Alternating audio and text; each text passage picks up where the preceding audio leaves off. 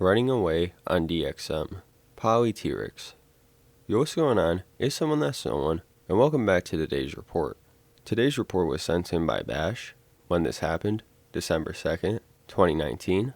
The drugs used, DXM Polistirex, nicotine, and cannabis, at a dose of 888 milligrams of DXM, the route of administration, orally and smoked, gender, male, weight, around 215 pounds, age, 15, height, 5'9".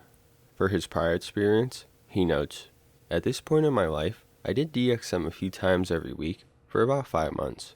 I also smoked weed every day and have experimented with psychedelics, those that I can get my hands on. Also some drinking and some pills, although I really didn't fuck with that at the time." And the setting, his house, Walmart, downtown, and a stranger's house. Okay, back with another DXM report, this one being on Polistirex, which is a form we haven't covered a whole lot. But Bash impulsively ends up on a DXM trip after he gets into some confrontation with his parents about his drug usage. The report is pretty much exactly what the title says. Bash runs away once his parents find some empty cough syrup bottles, and in response, he decides to trip on DXM, a substance he had been enjoying quite a lot up until then. A handful goes on throughout the night as he wanders around. He didn't have his phone or anything with him, so he was in a pretty risky situation, but he makes it out okay. This is somewhat an emotional report concerning drug use in general, but it's also a report that shows a good handful of what can be experienced with Polistirex, which many claim it can be lacking in terms of psychedelia compared to hydrobromide. But this report is nothing short of that. This is a pretty classic report, and I'm sure you'll enjoy this. So without further ado, let's dive right into this. So this story is pretty fucking crazy and scary as hell, but first let me give you some background. This all happened a month ago, and at this point, I was a full-blown stoner, smoking all the time, and I've tripped on DXM about 6 times at this point. I loved DXM every time I did it. I usually did it while smoking weed, and the whole time, I would either FaceTime my best friend, shout out to my boy Evan, watch Trailer Park Boys, or listen to music. I loved how it made everything so alien to me, and altered my perception even harder than weed does. Whenever I did it, I felt beyond relaxed and sedated. I never had any bad trips on it or anything, unlike weed, where I would get paranoid and freaked out sometimes. So before this experience, I've gotten caught smoking weed twice, and my parents were very clear about how they wanted me to not do it. I never listened. All this happened on a Monday. My mom just drove me home from school, and my stepdad was home, gaming downstairs. My little brother was looking for our laptop charging cord in my room and couldn't find it. It made me very anxious that my mom was snooping around my room because I'm really fucking dumb and left my tinfoil sheet out that I roll bowls with. And my parents know that's how I smoke, so when my mom saw the sheet, I knew it was all over. Then, she saw all these empty cough syrup bottles. My mom and stepdad got the maddest I've ever seen them. I didn't know what to do at that moment, so I said fuck it and ran out of my house with nothing but the clothes on my back. I didn't know where to go, but I booked it to the Walmart near my house and chugged a 5-ounce bottle of Dextromethorphan and stole a 3-ounce bottle. Then, I hit the streets. I started walking and could feel the gradual come up.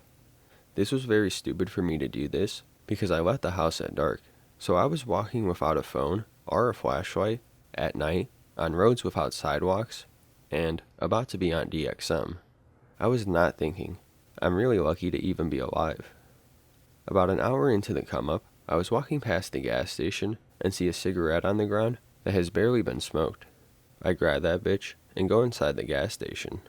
A lot of gas stations give out free matchbooks, so I, a minor, walks in there all crooked like, slurring my words in the middle of the night to ask for a matchbook. Not suspicious at all. But I get it and go back out to smoke the ciggy.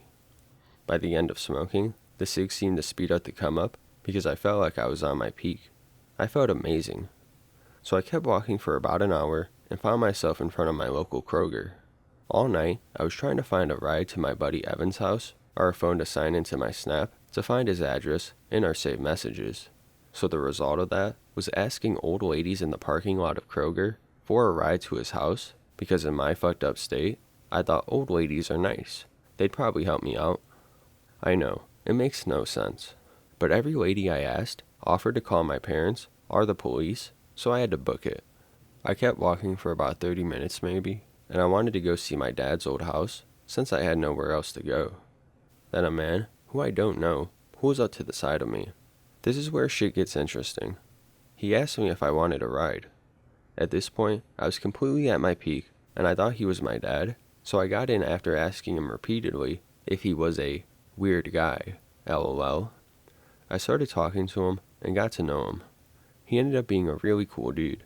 He told me his name, but unfortunately, I can't remember it for the life of me. I told him I was tripping on DXM. He didn't know what that was, but he didn't seem to have a problem with it. He told me a crazy story about how he ran from the cops and had dope on him. And just my luck, he vapes and smokes weed. All the time in the car, I kept hitting his vape like it was mine. Even when I wasn't using it, I kept it in my hands, LOL, which seems like a dick move now that I look back on it. He says he has to run some gas into his house for his family, for a generator, and that he would get his tablet so I can sign into my Snap.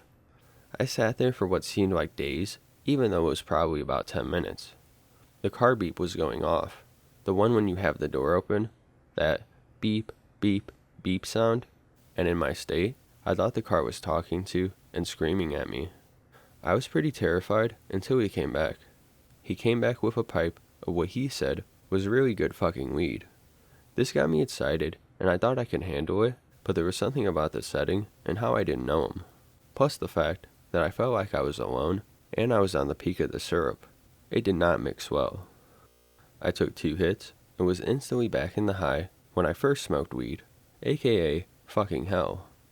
I could hear really loud trumpets blaring all around me. They sounded like the trumpets at the end of the song, I Think I Lost My Headache, by Queens of the Stone Age. At this point, I was so gone that I held the tablet in my hand and couldn't remember even what Snapchat was, let alone what my sign-in was. I was probably holding the tablet for close to 10 minutes, doing nothing because I was so gone, until the guy said that he got places to be, in a pissed off tone. Now I look back and I feel like a dick because this guy helped me out big time and I was just wasting his time. Soon I gave up signing into Snap and just asked him to take me to my house. Amazingly, I could still remember the address. This is where things get super weird. He drops me off at the end of my street, and I make my best attempt to walk up my street. I saw this Mexican family of 4 get scared of me because the way I was walking was so weird and looked so fucked up. But it was like 2 or 3 a.m. at that point, and there is no Mexican family that lives on our street. So maybe it was a hallucination, but I've never had anything more than closed-eye visuals on DXM, let alone someone as vivid as that. To this day, I don't know if that family was real or not, and it bugs the hell out of me.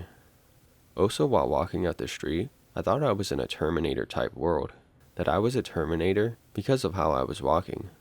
I felt inside like I'm a bad guy and so evil.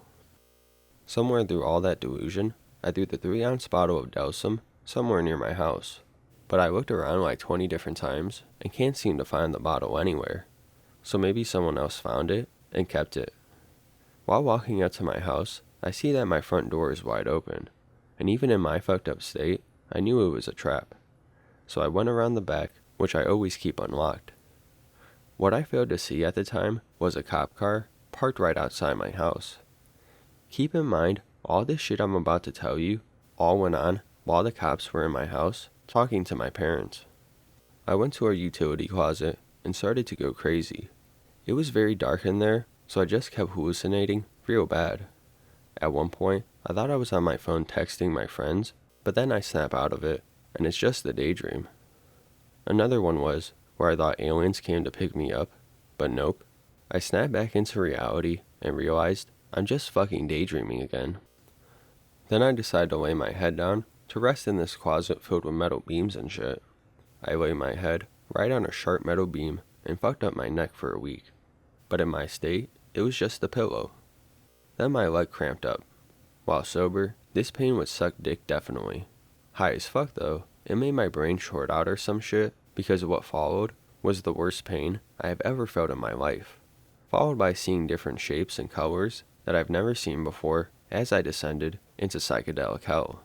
I really felt like I was dying for about 10 minutes till my stepdad comes outside because he hears me making so much noise. The first thing he does is give me a great big hug and says he missed me. And I later found out the cops just left when my stepdad came out to the back to find me. So needless to say, I was one lucky motherfucker that night. I was so out of it at this moment. He brought me into the living room where my mom also was. They started to talk to me about all the shit that went down and their house rules, but I didn't know what was happening because I kept wondering why the fuck I had fingernails. They sent me to my big brother's room to sleep on the floor that night. At the end of it all, by running away, I ended up hurting a lot of people. My best friends were up all night, crying and worrying. My whole family was worried. My little brother was worried and in tears the whole night. Hundreds of people were searching for me too.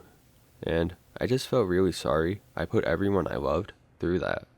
Looking back, to make things even worse, the friends whose house I was trying to go to got hauled off to juvie that night. In conclusion, this was the most alone and scariest time in my life, even though it was only some hours. My parents are now drug testing me every month, so no more stoner days for me at the moment. And right now, I'm taking a break from everything except Nick and trying to live my life sober, even if it's against my will. Now, will I ever use DXM again? Yeah, probably, but not for a while. I still have a lot of good experiences with it, just chillin', but it sucks going out into public on this stuff.